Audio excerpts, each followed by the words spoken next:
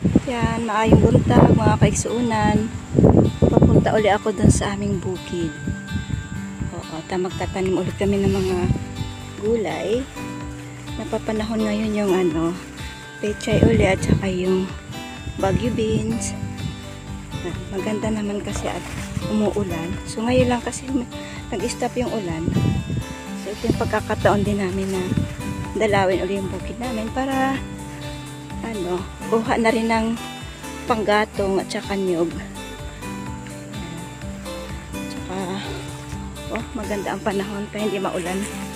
Samantalahin na namin pagkakataon pag ganito. Kasi almost 1 week ulan ng ulan. Tapos malamig pa. So ayan ang view ngayon, no. Pagkalipas ng 2 buwan, ito na uli ang mga puno. May mga dahon na uli sila. Kasi nung nakaraang bagyong yung 6 na sunod-sunod na bagyo ay 7. Yan, nakalbo ito mga punong to eh. Hindi mo na makikitaan ng mga dahon. Ngayon, nag-umpisa na uli sila. So, yun, maputik ang daanan. Daanan kasi ito ng kalabaw. Sana hindi tayo madulas. Nandito na yan. Pin collector. Hindi bahay yan. Pin collector yan. Dito sila nagpapainom ng mga baka nila.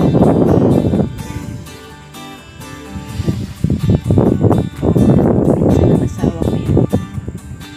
Ganda ng Mount Eraya. Sa timulan. Ganito lang. Naglalakad pa ako. Papuntang bukid namin. Malayo pa ako. Iniwanan na ako ng asawa ko. Mabagal daw kasi ako maglakad. Siguro bakit nag-iisa ka, wala kang kasama. Kawawa ka naman. Oo, pareho tayong walang kasama. Oo. Babae. Babaeng baka. Hindi pa siya pinastol. Naiwan lang dyan. Uy, ayos ka. Malis na baka. Yung baka. Nakita niya ako, tumabi na siya. Maliit pa. Siguro kapapanganak lang yan. Ay, hindi. Malaki na pala. Hindi lang ito kapapanganak lang. Siguro mga 5 months na ito. Ay, naku, hindi ko alam. Okay. Yan, lakad-lakad pa more. Yan, marami ng baka dito. May gate pa sila. Para hindi makalabas yung mga baka nila dito. Ayan. Nakakulong. Pero bakit? Payat mo na. Payat ang baka niya. Pag pumayat ka, wala na siguro siya nakain kasi masyado. Ay, may nakalabas doon. Maala, may nakalabas na baka. Baka ako ay maulong nito. Nakalabas sila. Kaya delikado sila. Baka ng kaibigan ng anak ko. Wala pa siguro siya. Hindi niya pa alam nakalabas na yung mga baka niya sa kanyang mga kulungan. Nakakulong ito mga ito eh. Pero nakalabas sila. Ito paano kaya ako dadaan?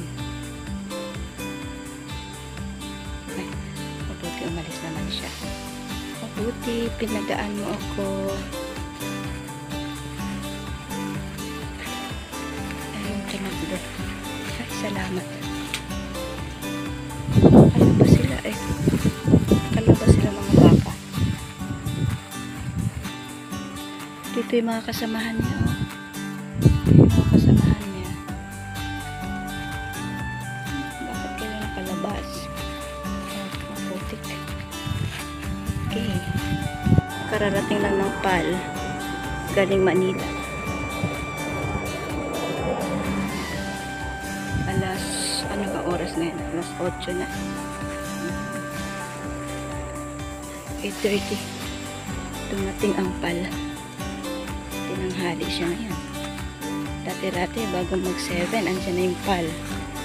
Siguro maulan sa Manila. Kaya ngayon lang siya nakarating dito sa Basco. Ay, talagang maputik. Ako lang mag-isa naglalakad ngayon dito sa bukid. Wala akong ibang nakakasalubong na tao. Baka hindi naman nakakatakot dito. Wala namang mga masasamang loob. Kasi dito halos naman magkakilala ang mga tao dito.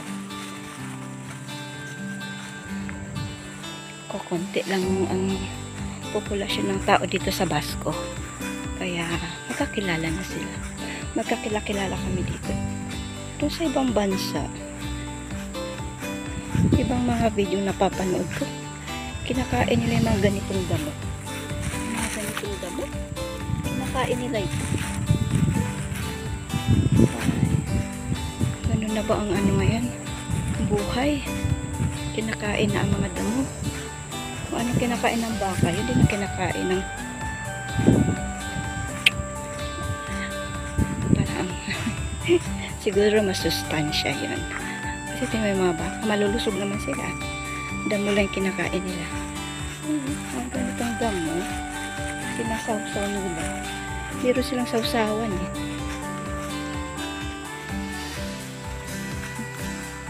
Pero ako, aywan lang kung kaya kong kumain ng ganyan. Ganyan damo. Damo na ito. Ayun yung, doon ang bayan namin. Ay, hindi makita dito. Dito banda. Makita dito yan.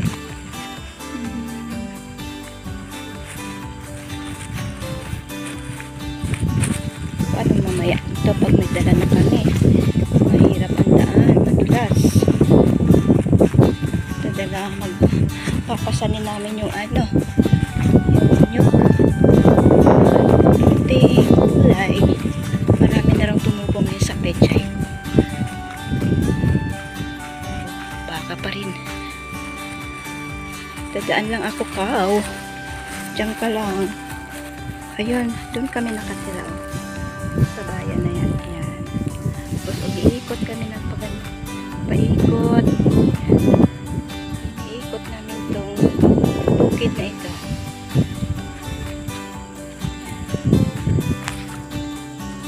Malapit-lapit na tayo sa aming bukid. Malapit na pala ako. Ako lang pala mag-isa. Yan, mas kitang-kita yung bayan ng Basco. Diyan kami nakatira. Yan. Napapaligiran kami dito mga kaigsuunan ng ano, dagat. Kabila. Island na.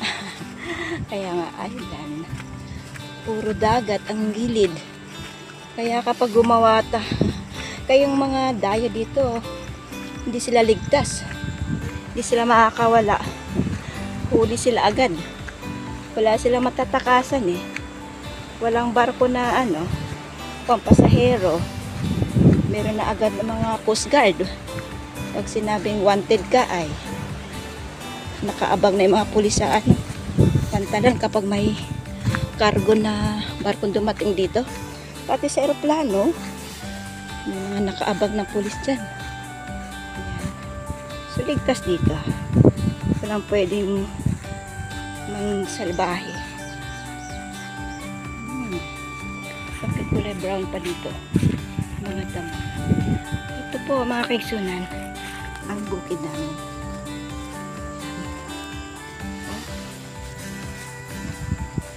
Ito na yung nyog. Nag-uumpisa pa lang siya mag-dahon. Okay. Dito na ba yung daan? Okay, dito na ba? Papasok na ako dito sa loob. Oops. Delikado lang. Kasi bagong tubo na yung mga saging. Ayan o.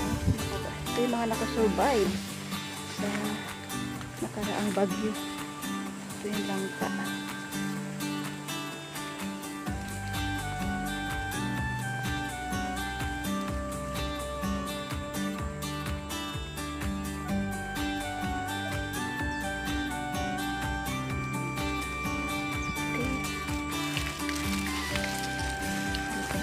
Ako, ano na kayong ginagawa niya? Ito yung sinilas niya. Papaala lang siya papunta sa baba. Ayun, tumubo na uli yung ano, yung damo.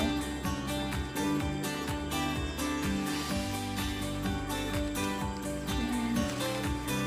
Okay na ulit mga saging. Maganda na ulit ang tubo nila. Sa summer siguro yan. Marami na tayong bunga. Wow. Masyado ng masukal. Marami ng damo. Masiglang masigla ang mga damo. Yeah. Sana lang wala tayong mga encounter na aso. Okay. Buti ko nang galan sa okay mga pinaka-garden namin. Nasaan? Ayun. Ang kapal na ng damo. Ayun. Malaman kung saan ang gulay ko dyan.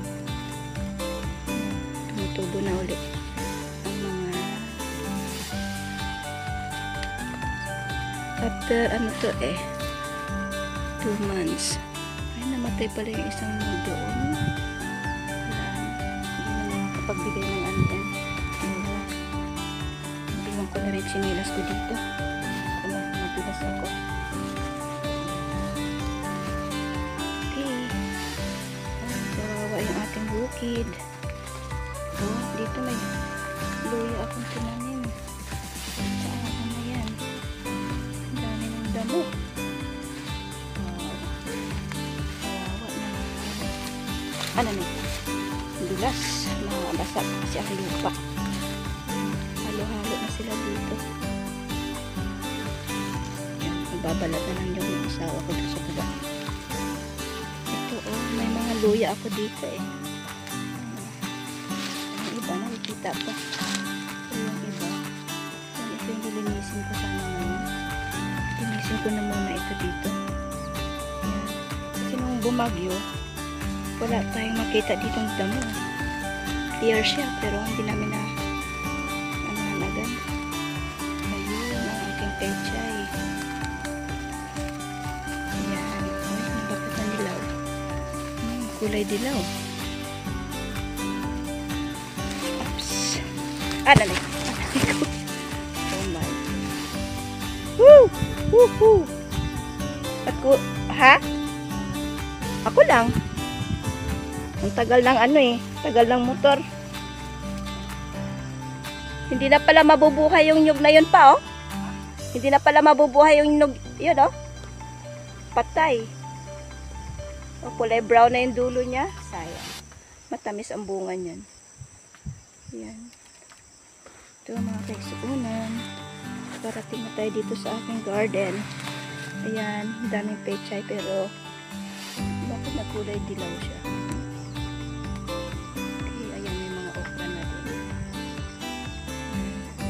So, magtanggal muna ako dito ng damo. Tatanggalan ko muna dito. Tapos sayang yung luya ko. Okay, so na mamaya na ulit. Kala ko maganda ang weather ulit na yan. Yung maulan. So, nangunguha pa yung asawa ko ng pechay. Yung pechay kasi namin, so sobrang yung panay-panay ang ulan. Parang naninilaw sila. Siguro maghapon o ulan ito. Yan. Nandito ako sa puno ng saging. Hindi ako mabasa.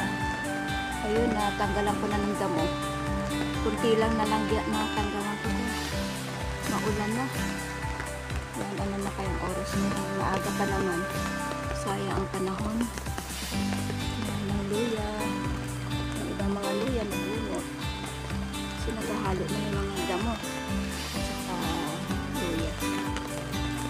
Pag tumila ito, uwi na rin kami. Hindi kami pwede magtagal. Baka kami ay ginuwi. Kasi yun ang aking ginawa nito. Sasipon pa ako. Buti naman may dala akong payong. Hirap na wala akong puti dala. Payong ang dala ko. Lumakas na pa. Lumakas na yung ulan. Eh, mababasa ako. Ano oras na? Ha? 10? Ay, 9. Maaga pa pala. Kala ko maghapon itong mainit. Malayo pa yung aming lalakarin. Eh, basang-basa. Basang-basa kami nito. Nakapagtanim na rin ako ng Baguio beans. Sabog ko pa yung mustasa bago kami alis. Patila muna ako dito. Mahirap na mabasa ng ulan. Malamig. Malamig pa naman ngayon. Malamig ang panahon pati.